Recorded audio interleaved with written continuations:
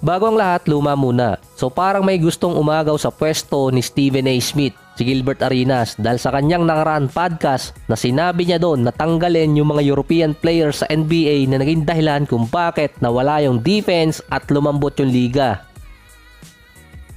Base kay Arenas, tinuturo di umano sa college yung defense at saan daw ba nag-college yung mga European player. So malamang sa Europe din. Hindi sila athletic, hindi sila ganong kabilis, kaya liability sa defense. Offensive player sila at hindi defensive player, pero may kasabihan kasi sa basketball, the best defense is good offense. Sinabi niya pa na sa 150 European player, ilan ba doon ang kasama sa top 10 sa depensa? Ang binanggit niya doon, si Rudy Gobert at si Giannis lang. Sinabi din ni Arenas na kaya lumalambot ang game ngayon or yung mga players dahil binago ng NBA ang rule para sa European player. Kasi hindi sila makakasabay sa mga athletic at malalaking US-based player. In short, sinisi ni Arenas kung bakit naging malambot ang game ngayon ay dahil sa mga international player. Pero actually, trabaho niya kasi yon. Kailangan mag-ingay sa podcast niya.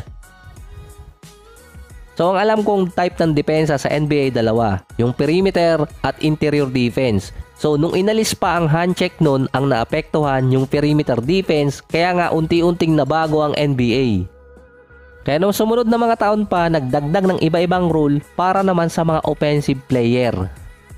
So nakita ko lang to sa isang website, 3 ang defender sa NBA di umano. Ang traditional, ito yung mga big man, yung point of attack stopper, ito yung mga perimeter defender gaya ni Caruso, Marcus Smart, Gary Payton at iba pa.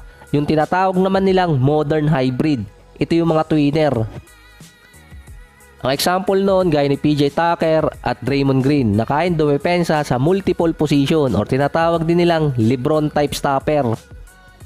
Sa sinabi ni Arenas na walang mga defensive player na galing sa Europe, andito kasi sina Şengün, Jonas Valanciunas, Sabonis, Kristaps Porzingis, Jusuf Nurkic at kahit si Nikola Jokic, kasama sila sa top defender kapag nasa ilalim ng rim. Kasama pa dyan si Giannis at Rudy Gobert na ilang beses nanalo ng Defensive Player of the Year. Si Victor Wembanyama, cheat code pa nga sa defense sa ilalim ng ring. Sa tangkad niya at pagiging agile, itataas lang niya yung mga kamay niya sa ilalim at makakakuha siya ng blocks.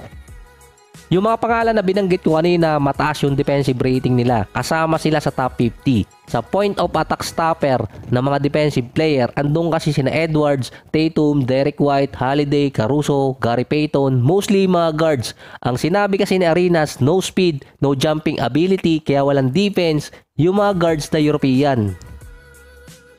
Mostly talaga tatawagin niyang offensive type player yung mga European player kasi nga dumaan sila sa fundamentals, dribbling, shooting, passing at iba pa. At iba-iba din ang type ng opensa nila para sa isang player. Dati kapag binanggit ang best shooting big man, ang una kong maalala doon si Dirk. Kapag naman best passing big man na galing Europe, ang una kong maalala si Pau Gasol. So iba-iba kasi talaga yung type ng European player ngayon pagdating sa offense dahil nga sa style nila na fundamentals nagsimula.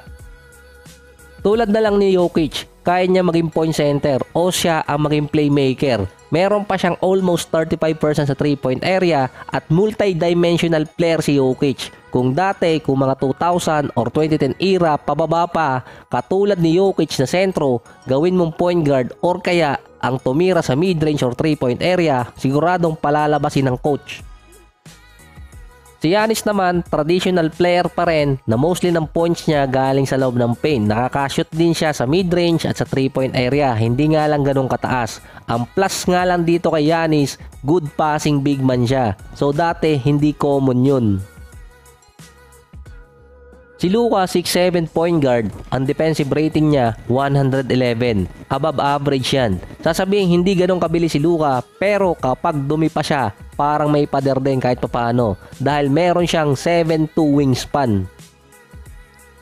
Si Domantas Sabonis, yung isa sa mga European player na naglaro sa US para sa Gonzaga. Siya din yung player na habang tumatagal nag-i-improve pa. Tumataas ang 3-point field goals niya at kahit yung passing niya nag-improve din ng maganda sa last 2 season. Mismong galing din kay Arenas na hindi kaya makipag-compete ng 80s at 90s player ngayong era dahil nga tinatawag nilang malambot at sinabi rin niya doon nag-i-evolve kasi yung game. Most skilled yung mga player ngayon kumpara dati. Sabihin na lang natin, tanggalin yung 3-point shooting ni Luka, Jokic at Sabonis. Marami pa silang arsenal na matitira.